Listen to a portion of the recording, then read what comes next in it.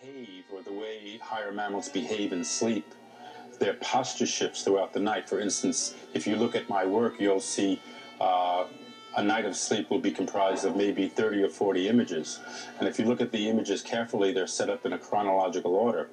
Now, what's interesting about the way the portraits read is that these images have sequences or frames joined without any movement next to frames with movements. So throughout the night, you'll see a series of images with movement and without movement. Sometimes there'll be 4, 5, 6, or 7 frames without movement. The primary reason why I'm interested in this work is because it is a hidden landscape.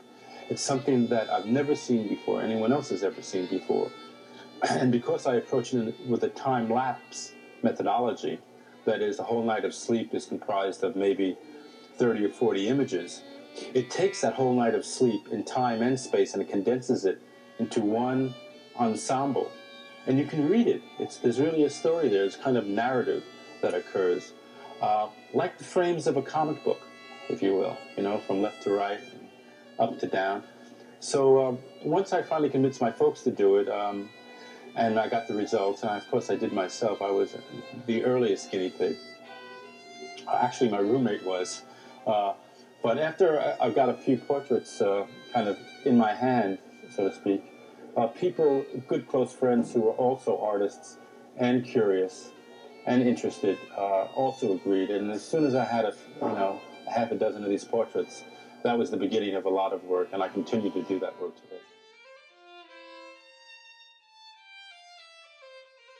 When my uncle passed away, my family decided to gift his work to museums that understood its value and were able to handle and store it properly.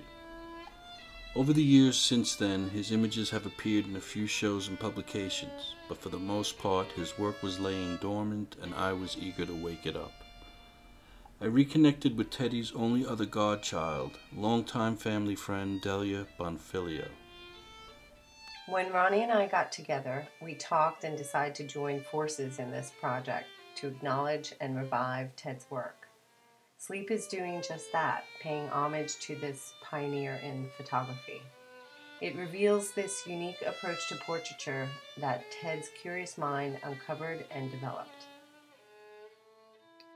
What's exciting about this work for me is that it's loaded for everyone. It's loaded for the artist, for the zoologist, for the sleep researcher, the neurophysiologist, for many, many, many people, the psychologist certainly.